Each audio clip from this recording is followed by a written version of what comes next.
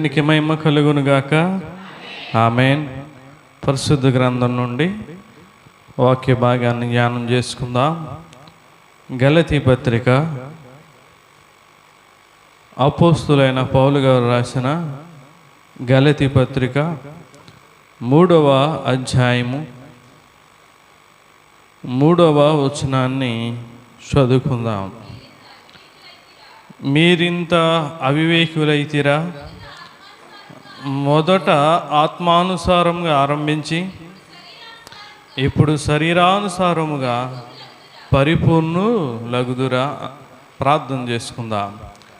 మహాపరిశుద్ధుడా, ప్రేమగల తండ్రి, నీకు వేలాది వందనాలు, స్తుతులు, స్తోత్రాలు చెల్లిస్తున్నామయ్యా.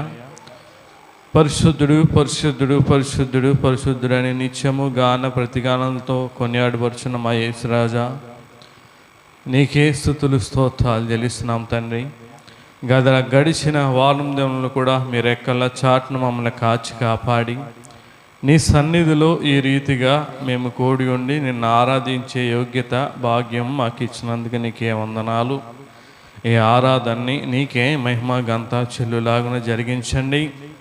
ఈ ఆరాధనని చేతులుగా అప్పగిస్తూ ఉన్నాం. వాక్య నడిపింపులో మీరే మాకు సహాయం చేయండి. వినగలిగే చెవులు, గ్రహింపగలిగే హృదయాలు మా అందరికీ దయచేయమని, ఈ ఆరాధన ప్రభా మీరే మాకు దీవెనకరంగా ఆశీర్వాదకరంగా మీరే మాకు సహాయం చేసి నడిపించమని, ఈ ప్రార్థన అంగీకరించమని ప్రభువైన యేసుక్రీస్తు పరిశుద్ధ నామమును బట్టి మీకు వినయంతో అడిగి వేడుకుంటున్నాం తండ్రి. ఆమేన్. అందరికీ వందనాలండి. దేవుని మహాకృపను బట్టి దేవాది దేవుడు మరియు ఒక పునరుద్ధాన దినాన్ని జరుపుకోవడానికి దేవుడు చాలా మనకి కృపను దయచేశాడు. ఇక్కడ చదువుకున్న వాక్య భాగం చూస్తే గలతీలకు రాసిన పత్రిక పాఠంలో అపోస్తులైన పౌలు గారు గలతీ సంఘంతో చెప్తా ఉన్నాడు. ఏమని? మీరింత అవివేకులైతిరా, మొదట ఆత్మానుసారముగా ఆరంభించి ఇప్పుడు శరీరానుసారముగా పరిపూర్ణులగుదురా అని చెప్తా ఉన్నాడు. మొదట ఎలాగా ఆరంభించామంటమ్మా? మనం ఆత్మానుసారంగా ఆత్మీయంగా ఆరంభించామంట, మొదలు పెట్టాం మనం క్రైస్తవ జీవితాన్ని. కానీ చివరికి ఏమవుతుందంటే అది శరీరానుసారముగా పరిపూర్ణమవుతూ ఉంది. ఆ ముగింపు వచ్చేటప్పటికి ప్రతి ఒక్కరిలో ఆత్మీయత చోటు చేసుకోకుండా, ఆత్మీయత లేకుండా ఏముంటుందంట? శరీరానుసారమైన ఆశలు, కోరికలు, ఆ రీతిగా మనిషి చివరికి పరిపూర్ణులు అవుతున్నారంట. అందుకే అంటాడు పౌలు గారు, మనం ఏదైనా విశ్వాసము కానీ కడ వరకు పట్టుకోవాలి అని చెప్తా ఉంటాడు ఆయన. మంచి పోరాటం పోరాడితేని అమ్మా నా పరుగు కడముట్టించదని, విశ్వాసమును పరుగు కడముట్టించాలి. చివరి వరకు మనం ఏదైతే ఆత్మీయ జీవితం కలిగి ఉన్నామో అది మనం పట్టుకుని ఉండాలి. మీరింత అవివేకులైతేరా, ఇంత అమాయకంగా భర్తీ చేస్తున్నారేంటి గలతీ సంగమా అని చెప్తా ఉన్నాడు. మొదటేమో ఆత్మానుసారంగా ఆరంభించారు, ఇప్పుడేమో శరీరానుసారంగా అయిపోయేటి.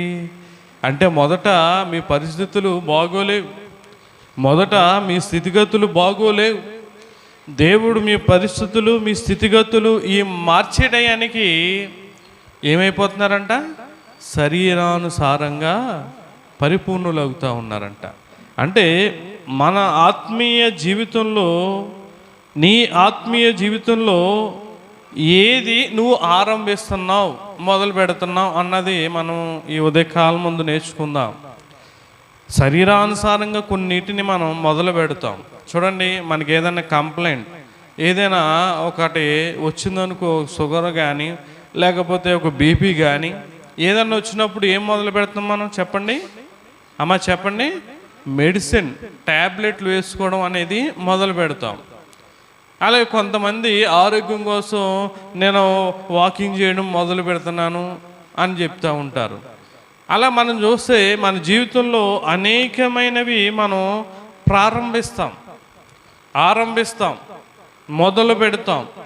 కానీ మరి ఎన్ని రోజుల నుంచి నీవు దేవుని సన్నిధికి వస్తున్నావు, ఎన్ని నెలల నుంచి నువ్వు దేవుని సన్నిధికి వస్తున్నావు, ఎన్ని సంవత్సరాల నుంచి నువ్వు దేవుని సన్నిధికి వస్తున్నావు, దేవుని ఆత్మీయ జీవితంలో ఏం మొదలుపెట్టావు, ఏమి నువ్వు ఆరంభించావన్నది మనం ఆలోచన చేసుకోవాలి.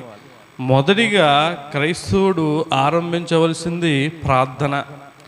ప్రార్థన అనేది నీ జీవితంలో ఏమవ్వాలండి? మొదలవ్వాలి. చూడండి, ఆదికాండం 4వ అధ్యాయం మనం చూస్తే, ఆదాము అవ్వ పుట్టినప్పుడు తర్వాత దేవుడు వారికి కయ్యేను హేబేలుని ఇచ్చాడు. తర్వాత హేబేలు చనిపోయినప్పుడు హేబేలు ప్రతిగా దేవుడు నాకు ఇంకో కుమారుని ఇచ్చాడని చెప్పి అతనికి, చూడండి ఇక్కడ 4వ అధ్యాయము 25, 26 వచనాలు చదువుదాం. చూడండి, ఆదాము మరలా తన భార్యను కూడినప్పుడు ఆమె కుమారుని కని కయ్యేను చంపిన హేబేలునకు ప్రతిగా దేవుడు నాకు మరి ఒక సంతానము నియమించినని అతనికి సేతు అను పేరు పెట్టెను. చూడండి, మరియు సేతునకు కూడా కుమారుడు పుట్టెను. చూడండి, అంటే చూడండి, ఆదాము అవ్వకి సేతు పుట్టాడు. సేతుకి ఎవరు పుట్టాడండి? ఏనోషు పుట్టారు.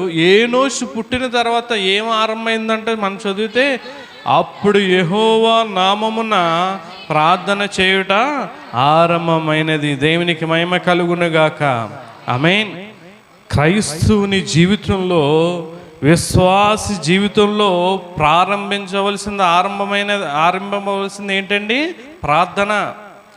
ఎంతమంది క్రైస్తవులు ప్రార్థనని ప్రారంభించారు?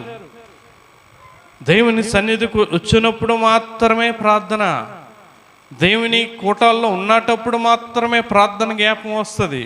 నువ్వు ఇంటి దగ్గర ఉన్నటప్పుడు, నీ ప్రయాణాల్లో, నీ ఉద్యోగంలో, నీ వ్యాపారంలో ఎప్పుడు కూడా నీకు ప్రార్థన అనేది జ్ఞాపకం రావట్లే. అంటే నువ్వు ఇంకా ప్రార్థనని నువ్వు ప్రారంభించలేదు, మొదలు పెట్టలేదు. శరీరానుసారంగా అనేకమైన వాటిని నువ్వు మొదలు పెడతా ఉంటావు కదా. మరి ఆత్మీయమైన జీవితంలో మొదలు పెట్టకపోతే, ఆరంభించకపోతే ఎలాగా? ఆదాము అవ్వ దేవునికి ప్రార్థన చేయలేదు. ఎవరు ప్రార్థన చేస్తున్నారండి? అమ్మా, ఏనోసు దేవునికి ప్రార్థన చేయడం మొదలుపెట్టాడంట. ఈరోజు కూడా మనం కూడా ప్రార్థన ప్రారంభించాలి. నీ జీవితంలో, నీ వ్యక్తిగత జీవితంలో ప్రార్థన నువ్వు మొదలు పెట్టాలి. ప్రార్థన అంటే దేవుని సన్నిధిలో తప్ప మీ గృహాల్లో ప్రార్థన ఉన్నట్లే. నువ్వు పని చేసే దగ్గర ప్రార్థన. అలా క్రైస్తవుని గురించి ఒక వ్యక్తి రాశాడండి, ఉదయం లేవగానే భక్తి కలిగి విశ్వాసం కలిగిన క్రైస్తవుడు ఏం చేస్తాడో తెలుసా? ప్రార్థనతోనే తన జీవితాన్ని ఏం చేస్తుందంటమ్మా? మొదలు పెడతాడంట. ఉదయకాలం ఐగురు పాట పాడతారు, మంచము దిగగానే మొదట మోకాళ్ళుని మన తండ్రిని ప్రార్థన చేయండి అని చెప్తూ ఉంటా. అంటే మొట్టమొదట నువ్వు లేచి లేవంగానే ఏం చేయాలండి? ప్రార్థన చేశాకే ఏదైనా పని కానీ, నువ్వు తినడం కానీ ఏదైనా మొదలు పెట్టాలి. అలా నువ్వు చేయలేదనుకో, ఏది కూడా నీకు అది ఆశీర్వాదకరంగా ఉండదండి, దీవెనకరంగా ఉండదు. నువ్వు పనికి వెళ్తున్నా ప్రార్థన చేసుకుని వెళ్ళాలి, ఉద్యోగానికి వెళ్తున్నా ప్రార్థన చేసుకుని వెళ్ళాలి, డ్యూటీకి వెళ్తున్నా ప్రార్థన చేసుకుని వెళ్ళాలి, పిల్లల్ని స్కూల్కి పంపుతున్నా వాళ్ళని ప్రార్థన చేసుకోమనాలి. వాళ్ళకు ప్రార్థన లేకపోతే నువ్వు ప్రార్థన చేసి పంపాలి. కాలేజీకి వెళ్తున్న వాళ్ళు ప్రార్థన చేసుకుని వెళ్ళాలి, క్షేమంగా వెళ్ళి రావాలి అని. ఉదయకాలం చూస్తే బెంగళూరు నుంచి ఎక్కడికో వెళ్ళే బస్సు బోల్తా పడి తిరిగిపోయి చాలామంది చనిపోయారు. వాళ్ళు అనుకున్నారు, ఉదయకాలానికి రాత్రి ఎక్కువ, ఉదయకాలాన్ని మా ఇంటికి ఏమవుతాయని చేరిపోతాము అని అనుకున్నారు. నువ్వు ఏదైనా పని కానీ, ప్రయాణం కానీ, డ్యూటీ కానీ, ఉద్యోగం కానీ, చదువు కానీ ఏది చెయ్యాలా, నువ్వు దేవుని సన్నిధికి రావాలన్నా సరే నువ్వేం చెయ్యాలి? ప్రార్థన చేసుకునే బయలుదేరాలి. ప్రార్థన నీ జీవితంలో మొదలు పెట్టాలండి. అబ్రహాం గారు ఎక్కడికి వెళ్తే అక్కడ బలిపీఠం కట్టి ప్రార్థన చేసేవాడండి. మొట్టమొదట ఆయన ఏదైనా ప్రాంతం వెళ్తే, ఏదైనా ప్రదేశం వెళ్తే అక్కడ మొత్తం గుడారం వేసేసి ఫస్ట్ ఆఫ్ ఆల్ ఆయన బలిపీఠం కట్టి ప్రార్థన చేసేవాడు. ఆ ప్రార్థన చేసిన తర్వాతే ఏదైనా పని చేసేవాడండి. చూడండి, ఆదికాండం 12వ అధ్యాయము 8వ వచనం మనం చదివితే, చూడండి ఇక్కడ 7వ వచనం కూడా చదువుదాం. యెహోవా అబ్రహామునకు ప్రత్యక్షమై, నీ సంతానమునకు ఈ దేశం ఇచ్చేదనని చెప్పగా, అతడు తనకు ప్రత్యక్షమైన యెహోవాకు ఒక బలిపీఠము కట్టెను.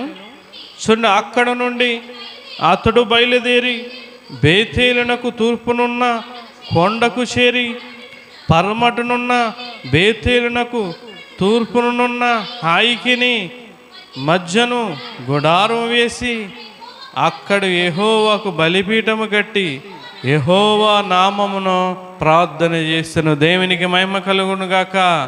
ఆమేన్. ఏం చేసేవాడంటే అబ్రహాము ఎక్కడికి వెళ్తే, ఏ ప్రాంతం వెళ్తే, ఏ దేశం వెళ్తే, ఏ ఊరు వెళ్తే అక్కడ బలిపీఠం కట్టి ప్రార్థన చేసేవాడండి. ఈరోజున ఆ ప్రార్థన జీవితం నీలో ఉందా? ఆ ప్రార్థన జీవితంలో మీలో ఉందా? ప్రార్థన నీ జీవితంలో ఆరంభం అవ్వకపోతే నువ్వు ఆత్మీయంగా ఎలా బలపడతావు? భక్తులు రోజు ఎప్పుడు సమయం దొరికితే అప్పుడు ప్రార్థన చేస్తూనే ఉండేవారు. దానియేలు రోజుకి ఎన్నిసార్లు ప్రార్థన చేసేవాడండి? 3 మార్లు ప్రార్థన చేసేవాడు. దావీదు ఎన్నిసార్లు? 7 మార్లు ప్రార్థన చేసేవాడు. ఎందుకు? ఖాళీగా ఉండి బోరు కొట్ట, లేకపోతే సరదాగా చేసేవారా? కాదండి, ప్రార్థన విలువ ఏంటో వాళ్ళకి తెలుసు. ఈరోజు నీకు తెలియట్లే ప్రార్థన విలువ. అందుకే ప్రార్థన అంటే నీకు సిగ్గైపోతూ ఉంది. నీకు వాహనం నడిపే ముందు ప్రార్థన చేసి నడపాలి. ఎక్కడికైనా వెళ్ళే ముందు ప్రార్థన అండి. అబ్రహాము ఆ రీతిగా బలిపీఠం కట్టి ప్రార్థన చేసేవాడు. 13వ అధ్యాయం చివరి వచనంలో కూడా బలిపీఠం కట్టాడు. అక్కడ వేరే ప్రాంతం మనం చూస్తే ఇక్కడ చూడండి, అప్పుడు అబ్రహాము తన గుడారము తీసి హెబ్రోనున్న మమ్రే దగ్గర నుండ సింధూర వనంలో దిగి అక్కడ యెహోవాకు బలిపీఠము కట్టాను. అక్కడ కూడా బలిపీఠం కట్టే, అక్కడ కూడా ప్రార్థన చేయాలి. ఎక్కడ బలిపీఠం కడితే అక్కడ అబ్రహాము ప్రార్థన చేస్తూనే ఉండేవాడండి.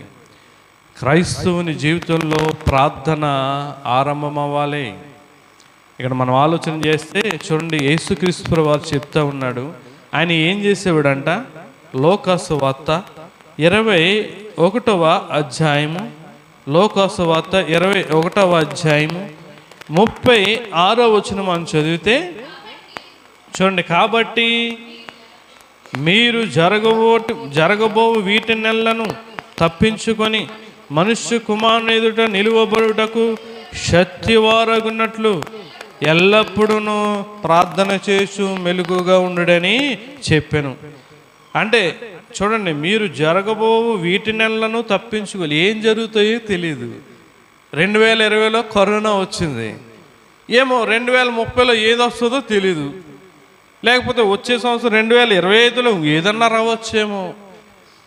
జరగబోవు వాటినల్లా వచ్చే వాటి నుండి మనం తప్పించబడాలంటే ఏం కలిగి ఉండాలి? ఏమంటున్నాడైనా? జరగబోవు వీటి నెలలను తప్పించుకొని మనుష్య కుమారుని ఎదుట మన దేవుని ఎదుట నిలవబడాలంటే, శక్తివంతుడైన దేవుని ఎదుట నిలబడాలని మనకేముండాలి? శక్తి ఉండాలి. శక్తి ఉన్నటప్పుడే ఆ ఎదుట వ్యక్తి దగ్గర మనం నిలబడగలం.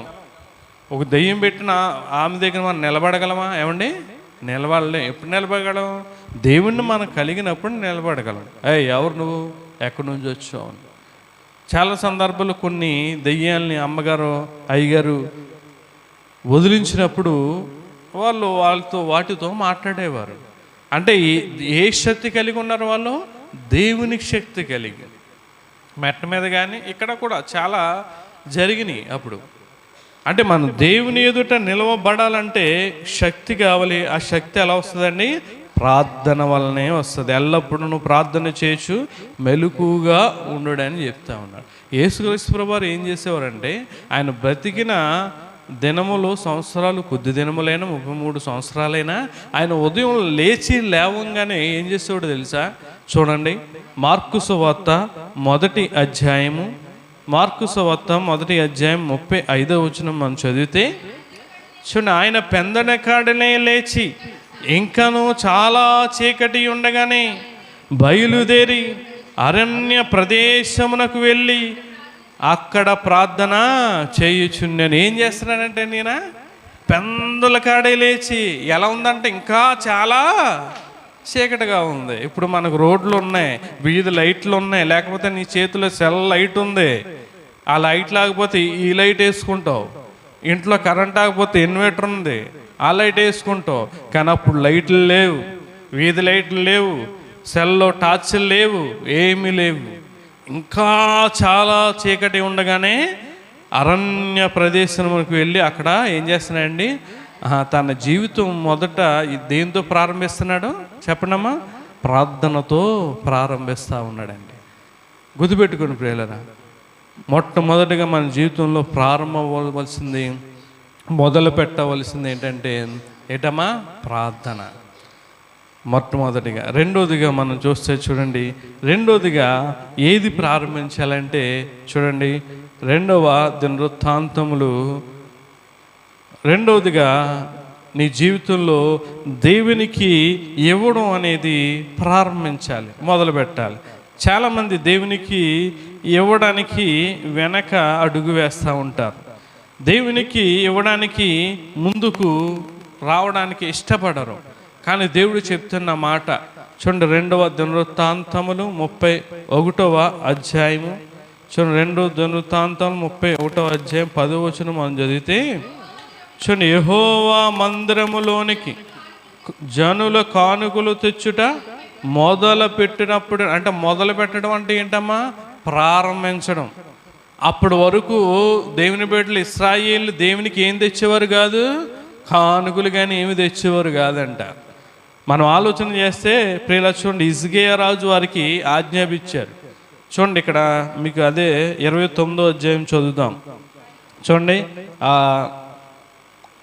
2వ దినవృత్తాంతములు 29వ అధ్యాయము 27వ వచనం మనం చదివితే, బలిపీఠం మీద దహన బలులను అర్పించుడని హిజ్కియా ఆజ్ఞాపించాను. దహన బలి అర్పణ ఆరంభమగుడుతోడనే ఏం చేస్తున్నారంటే వీళ్ళు దేవునికి దహన బలి కానీ అర్పణలు కానీ ఏం చేస్తున్నారో ప్రారంభించారు. 29వ అధ్యాయంలో హిజ్కియా రాజు దేవుని ప్రజలకు చెప్పినప్పుడు 29 కాడి నుంచి 30వ అధ్యాయంలో వాళ్ళు మొదలుపెట్టారు. ఇక్కడ 31వ అధ్యాయం 10వ వచనం దగ్గరికి వచ్చినప్పటికీ చూడండి, యెహోవా మందిరములోనికి జనులు కానుకలు తెచ్చడం మొదలుపెట్టినప్పటి నుండి మేము సమృద్ధిగా భోజనము చేసినను చాలా మిగులుచున్నది. సమృద్ధి అనేది ఎప్పుడు వస్తుంది అమ్మ చెప్పండి? ఇక్కడ ఏమంటున్నాడు? దేవుని మందిరంలోనికి నువ్వు కానుకలు తెచ్చుట మొదలుపెట్టినప్పుడు నీ కుటుంబంలో సమృద్ధి అనేది ఎప్పుడు మొదలవుద్దంటే, ఎప్పుడు ఆరంభమవుతుందంటే, నువ్వు దేవుని సన్నిధిలోనికి కానుకలు తేవడం ప్రారంభించినప్పుడు, మొదలుపెట్టినప్పుడు. ఇక్కడ హిజ్కియా రాజు చెప్పారు వాడికి, దేవునికి మన అర్పణలు ఇవ్వాలి, కానుకలు ఇవ్వాలి, దశంభాగం ఇవ్వాలన్నాడు. చూడండి, అదే పైన 5-6 వచనాలు కూడా చదివితే చూడండి, ఈ ఆజ్ఞ వెల్లడగుడుతోడనే ఇశ్రాయేలు ప్రథమ ఫలములైన ధాన్య ద్రాక్షారసములను, నూనెను, తేనెను, సస్య ఫలములను విస్తారముగా తీసుకుని వచ్చిరి. చూడండి, సమస్తమైన వాటిలో నుండి 10వ వంతులను విస్తారముగా తీసుకొని వచ్చారు. చూసా, 10వ వంతులు కూడా తీసుకుని. అప్పటి వరకు వారు కానుకలు ఇవ్వడం కానీ, అర్పణలు ఇవ్వడం కానీ, దహన బలులను ఇవ్వడం కానీ, దశంభాగం ఇవ్వడం కానీ వారికి తెలియదు, ఆరంభించలేదు వారి జీవితంలో. అందుకే వారి కుటుంబాల్లో, వారి జీవితంలో ఏం లేదు, సమృద్ధి అనేది లేదు. ఈరోజున క్రైస్తవ జీవితాల్లో సమృద్ధి లేకపోవడం కారణం ఏంటంటే, నువ్వు దేవుని మందిరంలో కానుకలు తేవడం నువ్వు మర్చిపోతున్నావు. కానుకలు నువ్వు తేవడం మొదలుపెట్టినప్పుడు నీకు సమృద్ధి అనేది మొదలవుద్ది. చాలామంది కానుకలు వేస్తున్నారు కానీ ఎలా అంటున్నారని బాధపడకుండా చూసుకుని వేయండి కానుకలు. ఏమండి, చాలామంది చిరిగిపోని కాగితాలు వేస్తూ ఉన్నారు. నేను ఎందుకంటే నాకు తెలుసు, నేను ఏ కొట్టుకు వెళ్ళినా ఏ కిరాణాకి వెళ్ళినా అమ్మగారు డబ్బులు ఇస్తూ ఉంటారు. డబ్బులు ఇచ్చినప్పుడు ఈ కాగితం చిరిగిపోయింది అని, చిరిగిపోయింది వేశారు అని అంటే ఆమెకి వేస్తారని కాదు, ఎవరికి వేశారు? దేవునికి వేసారని తెగ బాధపడిపోతూ ఉంటుంది. చాలా ఇన్ని అక్కడ చిన్న డబ్బా పెట్టుకుంది, అందులో ఇలాగ చిరిగిపోయింది. మళ్ళీ ఎవరన్నా అయితే ఎవరు అందులో కలిపిచ్చారా అని అంటారు. అదే ఇంత చిరిగినా కూడా అలా పక్కన పడేస్తుంది అమ్మగారు. అవి తీసి డస్ట్బిన్లో పడేస్తుంది, అంతే తప్ప ఏం చేయదు. అంటే నువ్వు దేవునికి వేసే విషయంలో అసలు నీకు శ్రద్ధ అనే ఉండడం లేదు. చాలామంది ఏదో కంగారుకు వచ్చేసారండి అంటే కంగారుగట్టి నువ్వు దేవుని సన్నిధికి వచ్చేటప్పుడే నువ్వు జోబులో కాను కట్టుకుని వచ్చేయాలి అంతే. ఏదో పొరపాట్లు వచ్చేసింది, పొరపాట్లు దేవుని దగ్గర పొరపాటు జరగకూడదని. మనుషుల దగ్గర జరిగిన క్షమాపణ ఉంటుంది కానీ దేవుని విషయంలో క్షమాపణ ఉండదు. ప్రియులారా, ఇక్కడ మనం ఆలోచన చేస్తే సమస్తమైన వాటిలో నుండి 10వ వంతులు విస్తారముగా తీసుకొని వచ్చారు. చూడండి, యోధా పట్టణంలో కాపురం ఉన్న ఇశ్రాయేలు వారు, యోధా వారు ఎద్దుల్లోను గొర్రెల్లోను 10వ వంతు తమ దేవుడైన యెహోవాకు ప్రతిష్టములైన వస్తువులలో 10వ వంతు తీసుకుని వచ్చి కొప్పులుగా కూర్చారండి. ఎప్పుడైతే ఆ రాజు మాట విని వీరు దేవునికి ఇవ్వడం ప్రారంభించారో వారి జీవితంలో దేవుడు దేన్ని ప్రారంభించాడండి? సమృద్ధి అనేది ప్రారంభించాడు. అదే విషయాన్ని ఇక్కడ సామెతల గ్రంథంలో సొలొమోను గారు కూడా చెప్పాడు. సామెతల గ్రంథం 3వ అధ్యాయము 9, 10 వచనాలు మనం చదివితే, నీ రాబడి అంతటిలో ప్రథమ ఫలమును నీ ఆస్తిలో భాగముని ఇచ్చి యెహోవాను గణపరచుడి. చూడండి, నీ రాబడిలో అంతటిలో ప్రథమ ఫలము నీ ఆస్తిలో భాగముని యెహోవాకి ఇచ్చి గణపరచుడు అన్నాడు. అప్పుడు ఏమవుద్దంట? నీ కొట్లలో ధాన్యము సమృద్ధిగా నుండును, నీ గానుగులో నుండి కొత్త ద్రాక్షారసం పైకి పొరలి పారును అన్న. అంటే సమృద్ధి అనేది మన జీవితాల్లో ఉండాలంటే మనం ఏం ప్రారంభించాలమ్మా? దేవునికి ఇవ్వడం. కానుకలు కానీ, దశంభాగం కానీ, కృతజ్ఞత అర్పణలు కానీ నువ్వు ప్రారంభించాలి. నువ్వు ప్రారంభించకుండా ఏది దేవుడు నీకు ప్రారంభించడు. మనం ఏది విత్తితే ఆ పంటనే కోస్తాం. అదే విషయాన్ని పౌలు గారు చెప్తాడు. 2వ కొరింథీ పత్రిక 9వ అధ్యాయం 6వ వచనంలో చూడండి. 2వ కొరింథీ పత్రిక చూడండి, కొంచెముగా విత్తువాడు కొంచెముగా పంట కోయను, సమృద్ధిగా విత్తువాడు సమృద్ధిగా పంట. వాళ్ళు ఎలా తెచ్చారంటే కుప్పలుగా తెచ్చారండి దేవునికి. వారికి ఎలా ఇస్తున్నాడు దేవుడు? కుప్పలుగా సమృద్ధిగా ఇస్తూ ఉన్నాడు. అదే విషయాన్ని కొరింథీ సంఘంతో చెప్తూ ఉన్నాడు. కొంచెముగా విత్తువాడు కొంచెముగా పంట కోయును, సమృద్ధిగా విత్తువాడు సమృద్ధిగా పంట కోయును అని చెప్తూ ఉన్నాడు. రెండోది, చాలామంది దీన్ని ప్రారంభించట్లేదండి, మొదలు పెడతలేదు. దేవునికి ఇవ్వడం దశంభాగాలు కానీ, కృతజ్ఞతార్పణలు కానీ, దేవునికి ఏది ఇవ్వాలో అది నువ్వు మొదలు పెట్టక నీ కుటుంబంలో ప్రస్తుతానికి బాగానే ఉంటుంది, కొంతకాలం బాగుంటుంది నీకు కలిగిన దాంతో, కానీ సమృద్ధి అనేది నీకు ఉండదు. నీ జీవితంలో నువ్వు అనుకోని రీతిని సమృద్ధి, ఆశీర్వాదం, దీవెన అనేది నీ జీవితంలో ఉండదండి. పిల్లలు ఒకసారి ఆలోచన చేయండి. దేవునికి ఇవ్వడం మొదలు పెట్టండి. చాలామంది మొదలు పెట్టట్లే, ప్రారంభించట్లేదు. కానీ దేవుడు నన్ను దీవించి ఆస్వాదించంటే ఎట్లాగా? మనం ఏది విత్తితే ఆ పంటనే. అక్కడ హిజ్కియా రాజు చెప్పినప్పుడు దేవుని ప్రజలు చేశారా లేదమ్మా? చేశాక వారు ఏం పొందుకున్నారు? సమృద్ధి పొందుకున్నారు. నువ్వు చేయకుండా నీ జీవితంలో దేవునికి సమృద్ధి, ఆశీర్వాదం, దీవెన ఎట్లా వస్తాయి? రావు కదా. ప్రియులారా, ఒకసారి ఆలోచన చేయండి. దేవుడు ఎందుకు ఇంత క్లియర్గా చెప్తా ఉన్నాడంటే మీరు దీవించబడాలి, ఆశీర్వదించబడాలని.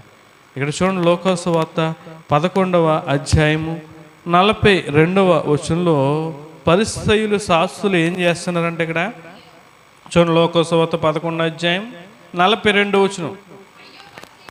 అయ్యో పరిసయ్యులారా, మీరు పుదీనా, సదాప, మొదలైన ప్రతి కూరలో 10వ వంతు చెల్లించుచున్నారే గాని న్యాయమును దేవుని ప్రేమను విడిచిపెట్టుచున్నారు. వాటిని మానక వీటిని చేయవలసి ఉంది. అంటే ఈ పరిసయ్యులు, శాస్త్రులు, సద్దుకైలు వీళ్ళందరూ కూడా ఏం చేస్తున్నారంట? పుదీనాలోను, సదాపాలోను, ప్రతి కూరలోనూ ఏం చేస్తున్నారండి? 10వ వంతు చల్లేస్తూ ఉన్నారు. చాలామంది దేవునికి రైస్ కూడా తేవట్లేదండి. ఏదో స్టైలిష్గా బైబిల్ ఇలా పట్టుకుని వచ్చేస్తున్నారు. అలా ఏది దేవునికి ఇవ్వకుండా తేకుండా దేవుడు మనకు ఆ సమృద్ధిని ఎలా ఇస్తారు? పాకలో ఉన్నటప్పుడు ఒక చేతిలో బైబిల్ ఉండేది, ప్రతి స్త్రీ దగ్గర ఒక చేతిలో ఏముండేది? డబ్బా ఉండేది, బియ్యం డబ్బా, రైస్. ఇప్పుడు ఏంలే, కానుక ఎత్తనాం కదా, సార్లే, ఎవడు మోసుకెళ్తాడు డబ్బా. దేవునికి ఇవ్వకపోతే సమృద్ధిని ఎట్లా వస్తుందమ్మా? ఈ పరిసయ్యులు, శాస్త్రులు పుదీనాలో, సదాపాలో, ప్రతి కూరలో 10వ వంతు చేస్తున్నారంట. న్యాయమును దేవుని ప్రేమను విడిచిపెట్టేశారు. నేను అంటాను, ఈ పరిసయ్యులు, శాస్త్రులు, సద్దుకైలు చాలా బెటర్ అండి. దశంభాగంలో అన్నిటిలో చేస్తున్నారు కానీ ఇవి విడిచిపెట్టారు. చాలామంది ఈనాటి క్రైస్తవులు దేవుని ప్రేమ ఉండట్లేదు, దశంభాగాలు చెప్పండి ఉండడం లేదు. అది ఇవ్వవు, ఇది చేయవు. ఈ లెక్కనే చూస్తే ఈ పరిసయ్యులు, శాస్త్రులు, సద్దుకైలు ఒకటన్నా చేస్తున్నారు. ఆ దశంభాగం ఇవ్వడం, ఆ కూరలోనే, ఆ సదాపాలోనో ఏదో ఒకటి దేవునికి ఇస్తున్నారు. అందుకే వారి గురించి దేవుడు బైబిల్లో రాస్తాడేమో. ప్రేమసారి ఆలోచన, నువ్వు అది చెయ్యు, ఇది చెయ్యు, 10వ వంతేవో, న్యాయం ఉండదు నీలో, దేవుని ప్రేమ ఉండదు, ఏమి ఉండదు, విశ్వాసం ఉండదు. గుర్తుపెట్టుకుని ప్రేమ, నువ్వేది దేవునికి ఆరంభించకుండా నీ జీవితంలో ఏది ఆరంభం కాదు.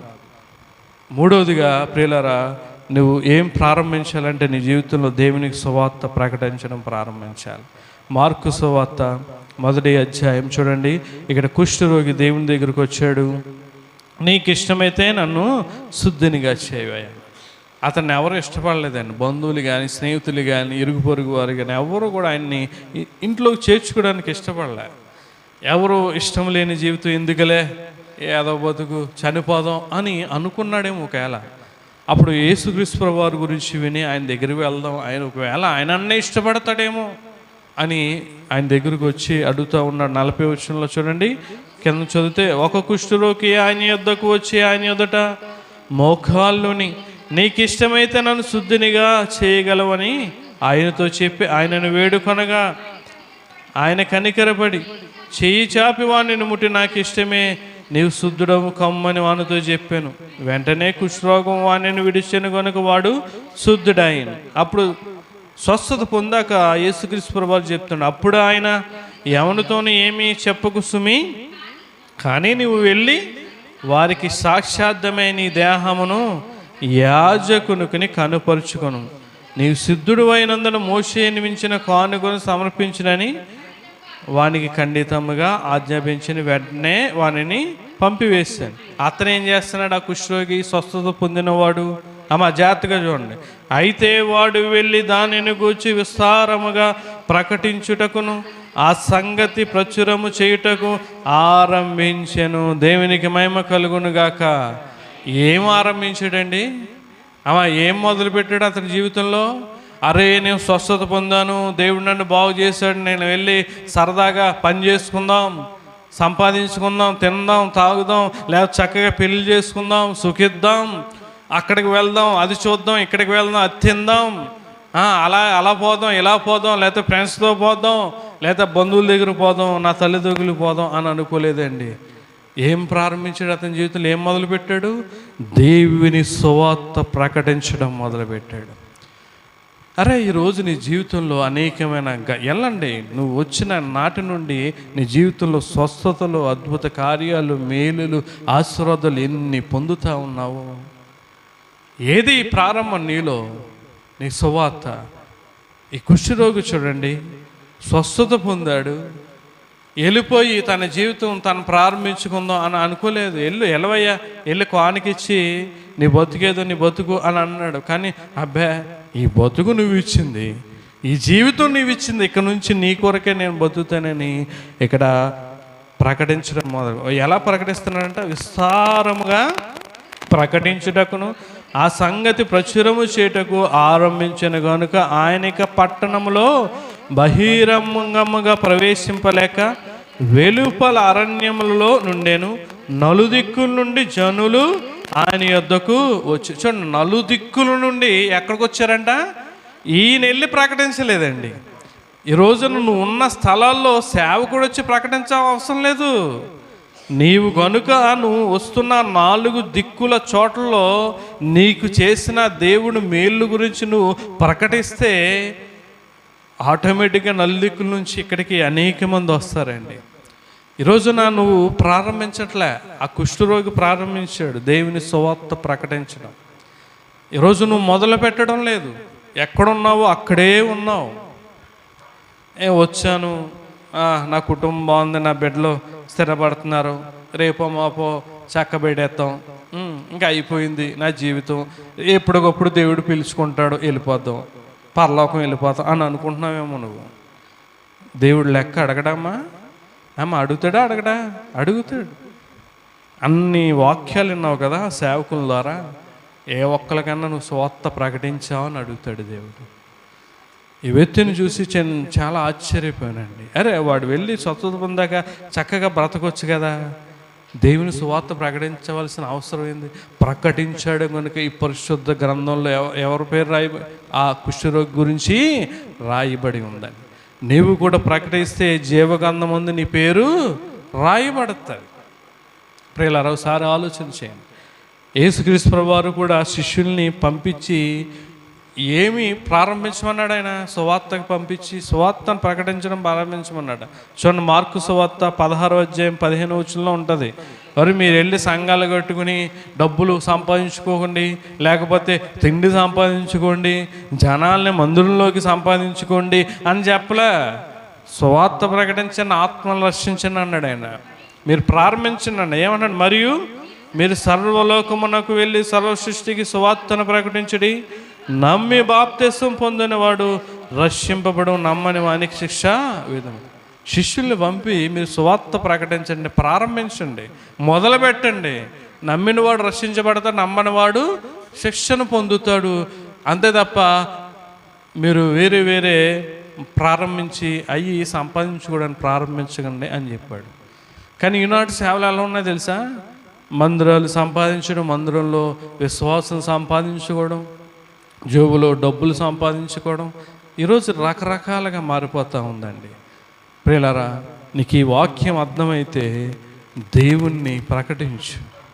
అనేక మంది నశించిపోతూ ఉన్నారు నీ చుట్టుప్రక్కల. వారందరూ రక్షించబడి దేవుని సన్నిధికి రావాలి. యేసుక్రీస్తు ప్రభువారు కూడా మత్తయి సువార్త 4వ అధ్యాయం 17వ వచనంలో ఆయన కూడా సువార్త ప్రకటించాడు, మొదలుపెట్టాడు ఆయన. చూడండి, మొట్టమొదట ఆయన ప్రకటించింది ఏంటంటే, చూడండి, కొండ మీద పట్టణం ముందు ఏం ప్రకటించాడంటే ఆయన ఏమంటున్నాడు? ఆయన అప్పటి నుండి యేసు పరలోక రాజ్యం సమీపించి ఉన్నది కనుక మారు మనస్సు పొందుడని చెప్పుచు ప్రకటింప మొదలుపెట్టెను. దేవునికి మహిమ కలుగును గాక. ఏం మొదలుపెట్టాడినా? అమ్మా, మన యేసుక్రీస్తు ప్రభువు వారు ఏం మొదలుపెట్టాడు? సువార్త ప్రకటించడం. ఏంటి? మారు మనస్సు పొందండి అని. నువ్వు ఈరోజు ఎందుకు నువ్వు ప్రకటించలేకపోతున్నావో నాకైతే అర్థం కావట్లే. నువ్వు ప్రకటిస్తే నలుదిక్కుల నుండి వస్తారండి దేవుని దగ్గరికి. ప్రియులారా, ఒకసారి ఆలోచన చేయండి.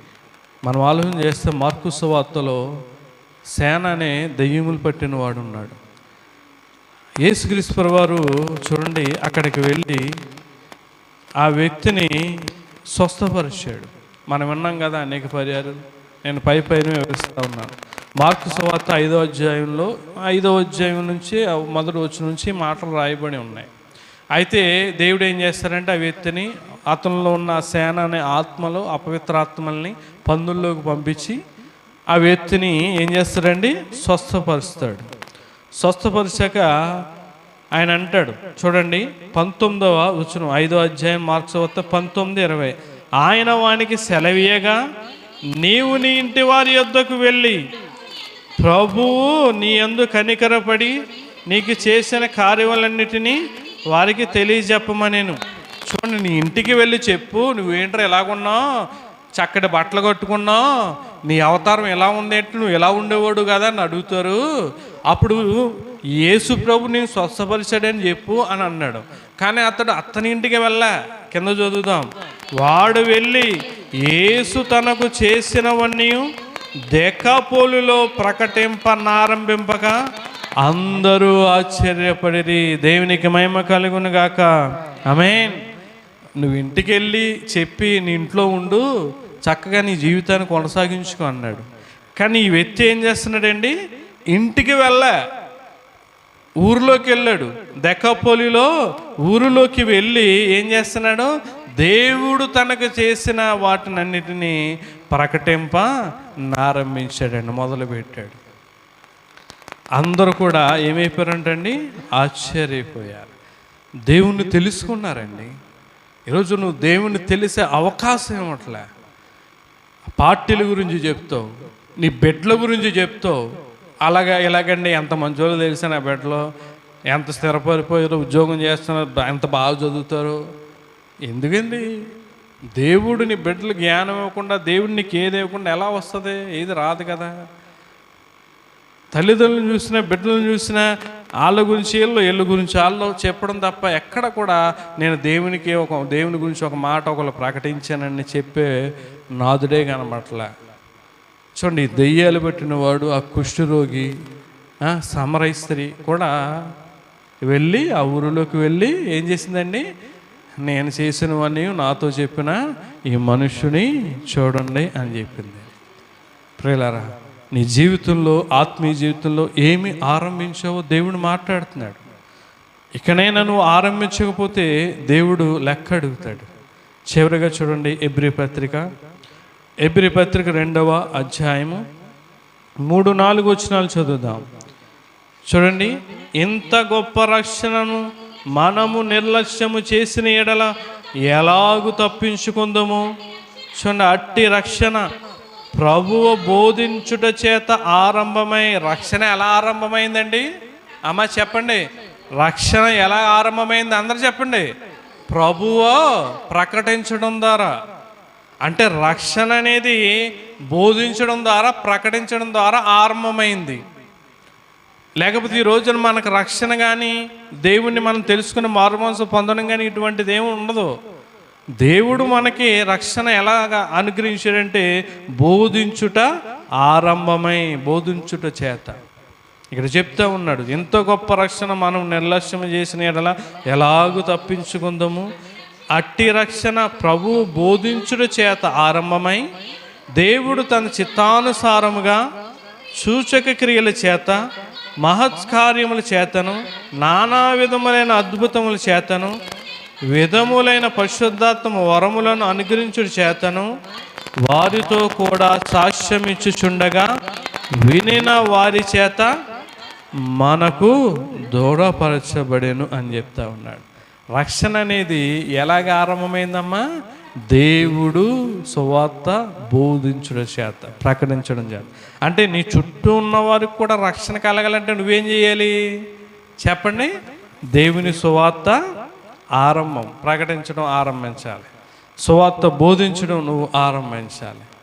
దేవుడు అలా ఆరంభించాడు కనుక ఆనాడు దేవుడు ఆరంభించిన సువార్త ఈనాటికి కూడా ఆగిపోయిందా? ఆగలేదా? ఆగలేదు, ఇంకా కూడా ఆగదండి. కానీ నీవే ఆగిపోయావు. ఎక్కడున్నా నీవు అక్కడే ఆగిపోయావు. ప్రియులారా, ఒకసారి ఆలోచన చేయండి. దేవుని సువార్త కుష్ఠరోగి ప్రకటించడం మొదలుపెట్టాడు. ఈరోజు దేవుడు నీకు అనేకమైన చేస్తున్నాడు, కానీ అవి ఏదో సాక్ష్యం చెప్పేసి వదిలేస్తున్నావు అక్కడితో. దేవుని సువార్త మాత్రం నువ్వు ప్రకటించడం లేదు. అందుకంటాడు, మీరింత అవివేకులైతిరా. ఏమంటున్నాడు గలతీ 3:3? మీరింత అవివేకులైతిరా, మొదట ఆత్మానుసారముగా ఆరంభించి ఇప్పుడు శరీరానుసారముగా పరిపూర్ణులవుదురా అంటున్నాడు. శరీరానుసారంగా ఉన్న వాళ్ళు దేవుని విషయాల్లో పట్టించుకోరు. నీ జీవితంలో ప్రార్థన ఆరంభం అవ్వాలి, పరిచర్య చేయడం ఆరంభం అవ్వాలి, దేవునికి సువార్త ప్రకటించడం ఆరంభం అవ్వాలి, దేవునికి ఇవ్వడం ఆరంభం అవ్వాలి. దేవుని ఆత్మీయ జీవితంలో ఏదైతే నీలో ఉన్నాయో అన్నీ కూడా నువ్వు మొదలుపెట్టు. నీ జీవితంలో దేవుడు సమృద్ధిని కలుగజేస్తాడండి. ఈ అపవిత్రాత్మలు పట్టినవాడు, ఈ కుష్టి రోగి, ఆ వ్యభిచారం చేసే సామర స్త్రీ, వీళ్ళందరి గురించి పరిశుద్ధ గ్రంథంలో రాయబడడానికి కారణం ఏంటంటే వాళ్ళు గొప్ప కార్యాలు చేశారు. ఏంటంటే దేవుని సువార్త ప్రకటించడం. నీవు కూడా ప్రకటిస్తే పిలిపి పత్రికలో ఉంటుంది. ఆ సహకారుల పేరు సువార్త పనిలో నాతో కూడా సహాయం చేసిన ఆ సహకారుల పేర్లు ఎక్కడ రాయమంటాడో జీవ గ్రంథంలో రాయమంటాడు. అంటే మన పేరు కూడా జీవ గ్రంథంలో ఉండాలంటే మనం ఏం చేయాలి? సువార్త ప్రకటించాలి. ప్రకటించండి. నీ జీవితంలో, ఆత్మీయ జీవితంలో ఆరంభించండి. దేవుడు నీ కుటుంబంలో సమృద్ధిని అనుగ్రహిస్తాడు, దయచేస్తాడు. అట్టి కృప మీ అందరికీ తోడైండును గాక. ఆమేన్. ప్రార్థన చేసుకుందాం. వెత్తబడిన మాటల ప్రకారం ఒక నిమిషం దేవుణ్ణి అడగండి. నీ శరీరానుసారంగా అనేకమైనవి నువ్వు ఆరంభిస్తావు, మొదలు పెడతావు. కానీ ఆత్మీయమైన జీవితంలో ఏం మొదలు పెట్టావమ్మా? ప్రార్థన మొదలు పెట్టావా? పరిచర్య చేయడం మొదలు పెట్టావా? దేవుని సన్నిధికి రావడం మొదలు పెట్టావా? దేవుని వాక్యం వినడం మొదలు పెట్టావా? దేవునికి పరిచర్య చేయడం మొదలు పెట్టావా? దేవునికి ఇవ్వడం మొదలు పెట్టావా? దేవునికి సువార్త ప్రకటించడం మొదలు పెట్టావా? నువ్వేది నీ జీవితంలో, ఆత్మీయ జీవితంలో మొదలు పెట్టకుండా దేవుడు నీకేం మొదలు పెడతాడు? ఏం మొదలు పెట్టాడు కదా. నన్ను దీవించు ప్రభువా, నన్ను ఆశీర్వదించు, నాకు సమృద్ధి దయచే అంటావు. ఎట్లా ఇస్తాడు దేవుడు? మొదట నీ జీవితంలో ప్రార్థన ఆరంభం అవ్వాలి. నువ్వు మొదట లేవగానే ప్రార్థనతో నీ జీవితాన్ని ప్రారంభించాలి. రెండోదిగా దేవునికి ఇవ్వడం ప్రారంభం అవ్వాలి. హిజ్కియా రాజు చెప్పాడు, అప్పటి వరకు ఇశ్రాయేలుకి, యోధా వారికి ఇవ్వడం తెలియదండి దేవునికి. వారి జీవితాల్లో సమృద్ధి లేదు, దీవెన లేదు. ఆ రాజు గమనించాడు, అయ్యా మీరు దీవెన లేదు, ఆశీర్వాదం లేదు, సమృద్ధి లేదు. కారణం ఏంటంటే మీరు దేవునికి ఇవ్వడం పోవడం వల్ల. ఇవ్వండి, నేను చెప్పినట్టు చేయండి, మీకు ఎలా ఉంటుందో చూడండి అని అన్నాడండి హిజ్కియా రాజు. వెంటనే ప్రజలందరూ కూడా దేవునికి ఇవ్వడం కుప్పలుగా మొదలుపెట్టారు. వారి జీవితంలో కూడా సమృద్ధి కూడా అలాగే దేవుడిచ్చాడండి. కొంచెముగా విత్తితే నీ కొంచెమే, సమృద్ధిగా విత్తితే సమృద్ధి. ప్రియులారా, మూడవదిగా దేవుని సువార్త ప్రకటించడం ప్రారంభించు. నీ పేరు, నా పేరు, మన పేరు జీవ గ్రంథంలో ఉండాలంటే సువార్త ప్రకటించాలి. పరిశుద్ధ గ్రంథంలో ఈ కుష్ఠరోగి గురించి, ఈ అపవిత్రాత్మల సేన పట్టిన, ఈ దెయ్యం పట్టిన వాడి గురించి, ఆ సామర స్త్రీ గురించి, ఇటువంటి వారందరి గురించి రాయడానికి కారణం ఏంటంటే వారు దేవుని పట్ల గొప్ప కార్యం చేశారు. అదే సువార్త ప్రకటించడం.